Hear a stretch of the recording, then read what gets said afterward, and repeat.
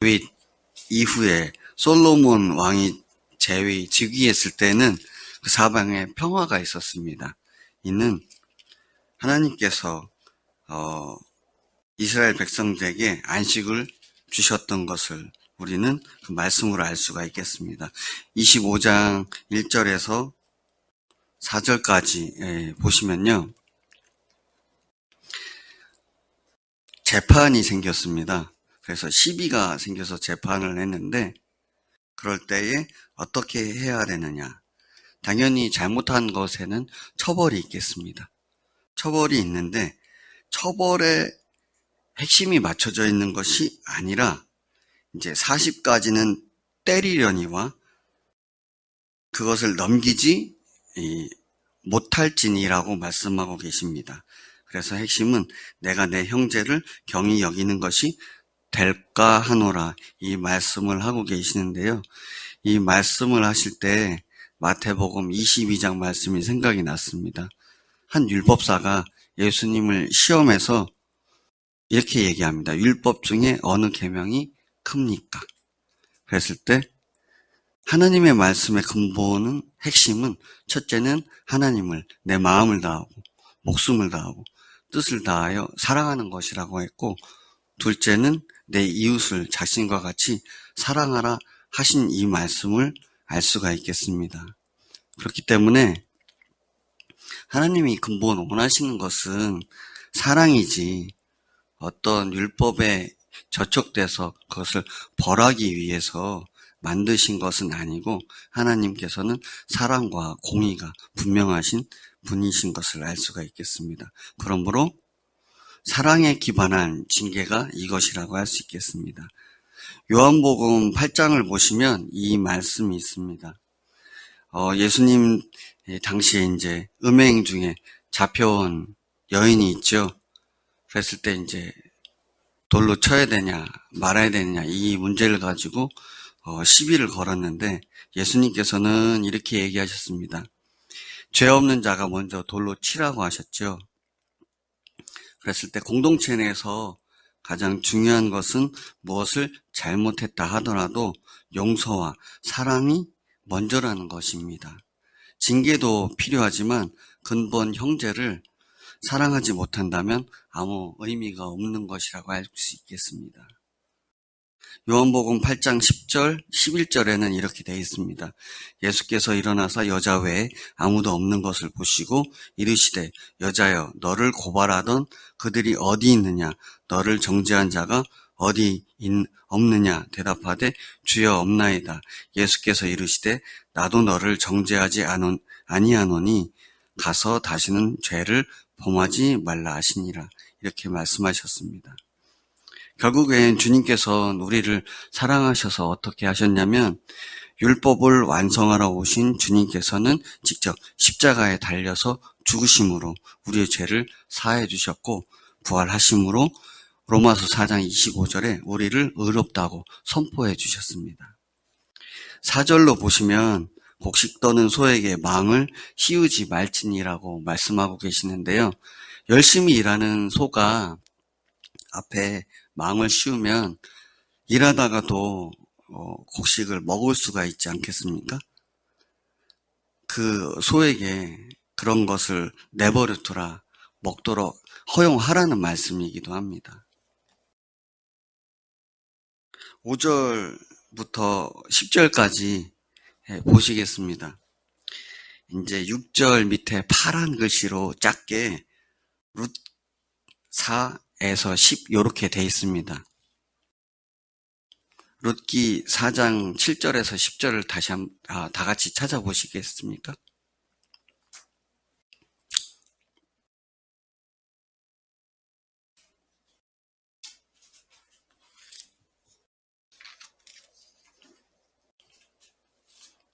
룻기 4장 7절에서 10절 다 같이 읽어보시겠습니다. 옛적 이스라엘 중에는 모든 것을 물으거나 교환하는 일을 확정하기 위하여 사람이 그의 신을 벗어 그의 이웃에게 주더니 이것이 이스라엘 중에 증명하는 전례가 된지라. 이에 그 기업 물을 자가 보아스에게 이르되 내가 너를 위하여 사랑하고 그의 신을 벗는지라. 보아스가 장로들과 모든 백성에게 이르되 내가 엘리엘과 기련과 말론에게 있던 모든 것을 나오미의 손에서 산 일에 너희가 오늘 증인이 되었고 또 말론의 아내 모압 여인 룻을 사서 나의 아내로 맞이하고 그 죽은 자의 기업을 그의 이름으로 세워 그의 이름이 그의 형제 중과 그곳 성문에서 끊어지지 아니하게 하매 너희가 오늘 증인이 되었느니라 하니. 이 말씀을 보시면 이제 5절에서 10절 내용이 그대로 전해져서 지켜지고 있는 것을 보실 수가 있겠습니다. 룻은 너무나도 잘 아시는 인물이죠. 그랬을 때 얘기를 정리해보면 이렇게 되겠습니다. 한 남성이 아들을 남기지 못하고 죽는다면 그 남성의 혈통은 이스라엘 공동체에서 영원히 끊어지게 됩니다.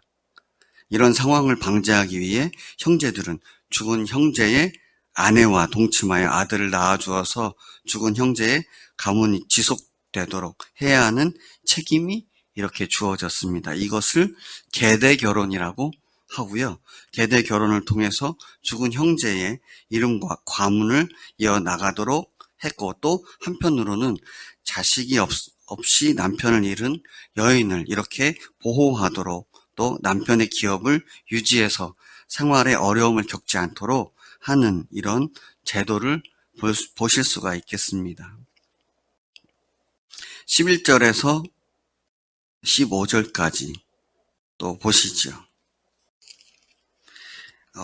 위에 이제 파란 글씨로 다른 법이라고 돼 있습니다. 그랬는데 10절의 내용과는 이제 다른 얘기가 아니고요. 오히려 반전되는 내용이라고 할 수 있겠습니다. 한 남자와 한 남자 이제 두 사람이 싸우고 있는데 한 사람의 아내가 이제 남편을 보호하려고 다른 싸우는 사람을 이제 공격하게 되는데 하필이면 이제 음란을 잡는 그런 상황이 벌어진다는 것이죠. 앞에서는 내용은 자손을 보호해주고 또 이제 이 기업을 유지하게 하려고 하는데 한편으로는 반전된 상황에서 이런 상황이 벌어지면 대를 끊어질 수도 하겠다는 얘기로 들립니다. 그래서 이런 것들에 대해서는 아주 강경하게 얘기하시는 거죠. 손을 찍어버리고 불쌍히 여기지 말아라.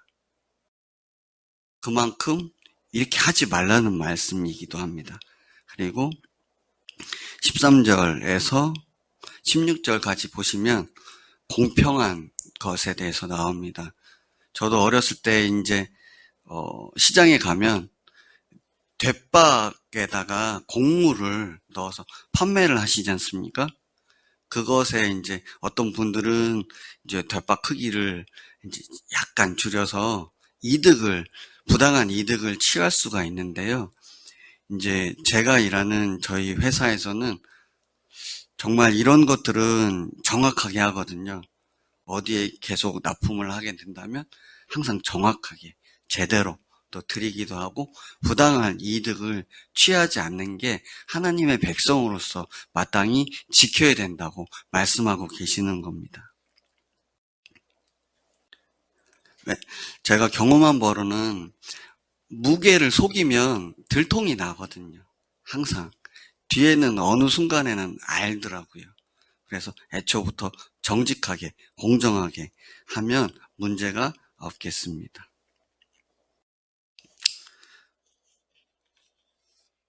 제가 가장 좋아하는 말씀 중에 하나인데요. 누가복음 6장 38절 말씀입니다. 주라 그리하면 너희에게 줄 것이니 곧 후히 되어 누르고 흔들어 넘치도록 하여 너희에게 안겨주리라. 너희가 헤아리는 그 헤아림으로 너희도 헤아림을 도로 받을 것이니라. 이렇게 말씀하고 계십니다. 제가 낮에 일을 하다 보니까 상업을 이렇게 하다 보니까 여러 가지 많은 일들이 있는데 주님께서 저에게 특별한 은혜를 주신 것이 저는 아무것도 없는데 주님이 주신 것으로 다른 사람을 부욕해 드리더라고요. 예를 들어서 저희가 어떤 물품에 대해서 그 가격이 이제 오른다고 했을 때 그 본사에서는 어떤 일정량을 저희에게 이렇게 한번 주거든요. 오를 것을 대비해서 한 팔레트나 두 팔레트, 뭐 여러 팔레트를 주는데요. 이것들을 그냥 갖고 있으면 차익을 얻어서 저희가 얻을 수가 있겠지만 저희는 또 거래처에 또 어느 정도 할당량을 드려야 되지 않겠습니까? 이런 것들을 경험하다 보니까 나는 물질의 통로로서 다른 분들, 세상 사람과 우리 형제들을 부욕해 해드리는 자구나.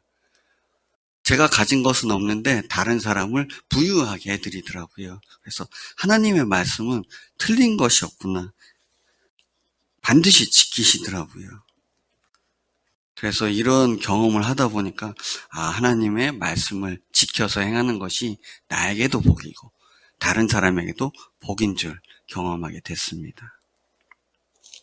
17절에서 19절 보시지요. 보시면 17절 밑에 파란 글씨로 출 17, 8 이렇게 되어 있습니다. 이게 이제 아말렉이 와서 이스라엘과 그비딤에서 이제 싸운 얘기인데요. 모세가 올라가서 있으면 이제 아론과 훌이 옆에서 붙잡아 주는 겁니다. 그래서 지팡이를 들으면 싸움에서 승리하는 거고 여호수아가 이제 앞에서 싸우니까요. 그리고 팔을 내리면 이제 지는데 결국에는 주님께서 역사하셔서 승리하시게 된 그 내용인데 이 아말렉이 어떻게 공격을 했냐면 진 가장 후미에 있는 약한 부분을 계속 공격해 왔습니다. 그래서 주님께서는 출애굽기 17장 14에서 16절까지 이렇게 얘기하십니다. 여호와께서 모세에게 이르시되 이것을 책에 기록하여 기념하게 하고 여호수아의 귀에 외워 들리라. 내가 아말렉을 없이 하여 천하에서 기억도 못하게 하리라. 모세가 제단을 쌓고 그 이름을 여호와 니시라 하고 이르되 여호와께서 맹세하시기를 여호와가 아말렉과 더불어 대대로 싸우리라 하셨다 하였더라. 아멘. 18절에 보시면 피곤할 때에 떨어진 약한 자들을 쳤고 또 그들이 하나님을 두려워하지 않는다고 하셨습니다. 그러니 하나님께서 어떻게 징계하시겠습니까? 멸하시겠죠. 그랬을 때 요즘에 우리 형제 자매님들의 삶을 보실 때에 항상 저희가 약해지는 때가 영적으로 언제일까요? 아마 어떤 상황에 몰입되거나 감정이나 생각이 치고 들어올 때, 또 병이 들어 몸이 약할 때, 또 가정에 어떤 문제가 생겼을 때, 금전적이든 여러 가지 일들, 또 자식들이 어떤 문제가 생겼을 때 항상 우리가 영적으로 가장 약해지지 않을까요? 그리고 요즘에 정말 우리 청년들로부터 보고 있는데 정말 바쁩니다. 일이 바쁘고 바쁘다 보면 일을 하느라고 이런 부분이 때로는 약해지더라고요. 그랬을 때 마귀는 항상 저희의 뒤를 칩니다. 마음으로 치고 들어오거든요. 생각으로 치고 들어오고 감정으로 치고 들어오고. 그래서 이번 주 말씀으로 이 말씀을 적용을 해보면 잠언 4장 23절 말씀이죠. 말씀으로 모든 지킬 만한 것 중에 더 내 마음을 지키라. 생명의 근원이 이에서 남이니라. 라고 선포되어졌습니다. 사탄 마귀가 언제나 우리를 호시탐탐 노리고 있지만 우리가 항상 의지하고 함께 하시는 분을 바라봐야 되겠습니다. 예수님께서 부활하신 예수님께서 언제나 우리와 함께 하신다는 사실입니다. 우리의 연약함을 아시고 능히 우리를 도우시고 해결하실 수 있는 분이 예수님이십니다. 그래서 우리가 싸움을 할 때 항상 예수님을 바라봐야 되지 않겠습니까? 히브리서 12장 1, 2절을 함께 찾아보시죠.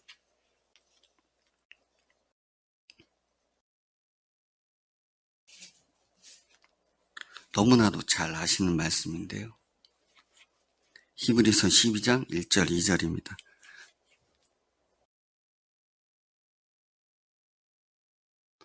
다 같이 읽으시겠습니다.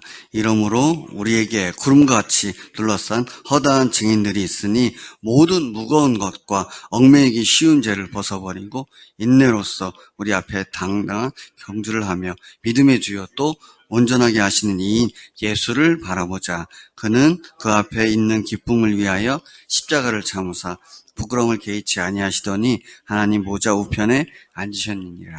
아멘. 언제라도 우리가 주님께로 초점을 붙잡아야 될 줄 믿습니다. 오늘 25장 말씀을 볼 때요, 이 말씀들을 지키라고 하신 것을 볼 때 우리는 하나님께서 하나님의 백성에게 하나님 나라의 백성들이 어떻게 살아가야 하는가를 자세히 말씀해 주고 계십니다. 또 가나안을 정복하고 거기서 살아갈 때에 이렇게 살아야 하는데, 그렇다면 밖에서 세상에서 이스라엘 백성들을 볼 때 어떨까요? 마치 이런 것 같습니다. 우리 주님의 기쁨 교회가 있는데 세상 사람들이 이렇게 보는 거죠. 와, 주님의 기쁨 교회 가면 제대로 된 크리스찬들이 있어. 저 사람들은 진짜 예수님을 제대로 믿는 사람들이야. 저희가 이런 주신 말씀들을 지켜 행할 때 세상에서 우리를 그렇게 바라볼 줄 믿습니다. 이스라엘 백성들은 이런 말씀들을 지키면서 하나님께서는 사실 이스라엘을 먼저 택하신 이유가 제사장 국가로서의 역할을 감당하기 위해서 이렇게 하신 거고요. 그에 따라 이 말씀을 우리에게 적용해 보면 세상 사람들과 구별되게 우리는 하나님을 또 의지하고 함께 하시는 주님을 의지하고 살아가는 게 우리에게 방식인 줄 믿습니다. 그래서 우리는 우리의 자손들도 이렇게 살 수 있도록 믿음을 가르치고 또 세상과는 다른 방식으로 하나님의 말씀대로 살아가게 하는 것을 가르치고 지켜 행하게 해야 될 줄 믿습니다. 기도하시겠습니다. 하나님 아버지 감사합니다. 하나님께서는 우리를 너무도 사랑하셔서 우리 모든 것을 우리 모든 죄를 사해 주시기 위해서 우리 주 예수님을 보내셔서 죽고 또 부활하게 하셨습니다. 지금도 살아계신 우리 주 예수님께서 우리의 주인이십니다. 우리의 하나님 되십니다. 성령 하나님을 보내주셔서 우리가 하나님의 말씀을 이루어가면서 살 수 있도록 공동체를 주시고 그 안에 우리가 함께 살아가도록 허락하여 주셨습니다.